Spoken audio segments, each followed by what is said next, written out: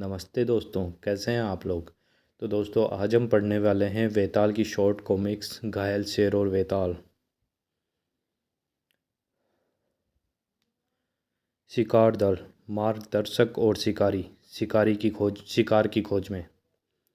तुमने बातें बहुत बनाई लेकिन शिकार हाथ नहीं लगा। अवश्य मिलेगा। यहाँ हिरन ऐसे हैं जैसे बरसाती मेंढक। देखिए।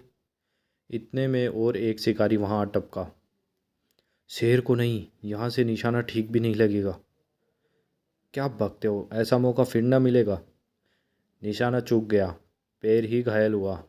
वह भागकर घास में छुप गया। अब करें यहीं बैठकर शेर के निकलने की प्रतीक्षा। प्रतीक्षा क्यों? उसका पैर जख्मी हो गया है। अब वह अपना शिकार आसानी से नहीं पकड़ सकेगा। भूखा नहीं रह सकता। छोटे जानवर और आदमी मारेगा। ये ऐसे ही नरभक्षी बनते हैं। घायल शेर घास में छुपा है। हालत इतनी खराब कि बाहर आने का साहस नहीं। प्रतीक्षा में 2 दिन बीत गए। मैं कहता हूँ चलो, व्यर्थ का खर्च। अच्छा। भगवान करे शेर ठीक हो जाए, अन्यथा आफत का परकाला बन जाएगा। शेर अपना जख्म लिए कई दिन घास में पड़ा रहा, परंतु हमेशा तो नहीं रह सकता। भूख का मारा लंगड़ाते लंगड़ाते घास से निकला। शिकार करना जरूरी है। घायल होने के कारण उसमें फुर्ती नहीं रही। यूं वह मनुष्य के पास नहीं फटकता, परंतु भूख ने मजबूर कर दिया। जंगल की सबसे भयानक विपत्ति, नरभक्षी शेर। चीता। दूर दूर चेतावनी दी गई। सावधान, लोंगो जिले में नरभक्षी शेर लंगड़ा। शेर घास में सुरक्षित छुपा रहता है, भूख लगने पर ही निकलता है। कभी गाय बैल मारता है क्योंकि हिरन जैसे तेज पशुओं को पकड़ने में असमर्थ है, और कभी मनुष्यों को। एक और शिकार हुआ। शेर। भागो, यहीं कहीं होगा वह लंगड़ा। लंगड़ा शेर किसी प्रकार घायल हो गया होगा और शिकार करने की असमर्थता में नरभक्षी बन गया। जिले के शिकार अधिकारी को सूचना मिली। बकरे को बांधकर गांव लौट जाना। मैं पेड़ पर बैठकर प्रतीक्षा करूंगा। सेठ शायद लालच में फंस जाए। माँ। रात पड़ी। अधिकारी सावधान है, परंतु शेर ने दूसरी दूसरी ही राह पकड़ी। मैं यहाँ पहरा देता रहा और लंगड़ा तुम्हारे गांव में आकर एक बलि और ले गया। जी हाँ, ये रहे उसके निशान। लंगड़ा ही है। उसका पीछा करके देखूं। सूचना जंगल जंगल होती हुई वेताल तक पहुंची। लोंगो जिले में नरभक्षी 4 आदमी मार दिए गए और मवेशी भी। वेताल वायु वेग से लोंगो गांव को चला। यहाँ तो बरसों से कोई नरभक्षी शेर न था, अब कैसे आया। शिकार अधिकारी खोजने गए।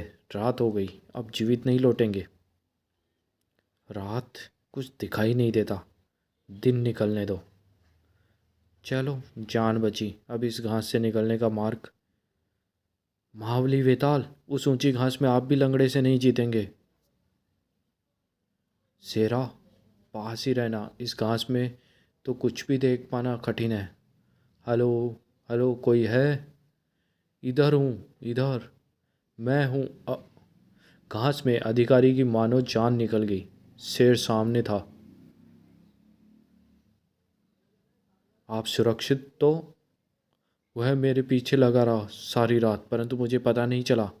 वही था, हाथ भर की दूरी पर। जब तक मैं बंदूक उठाऊं वह भाग गया। उसका पेट भरा था, अन्यथा मैं न बचता। अब घबराने की कोई बात नहीं। रात भर तुम यहीं रहे।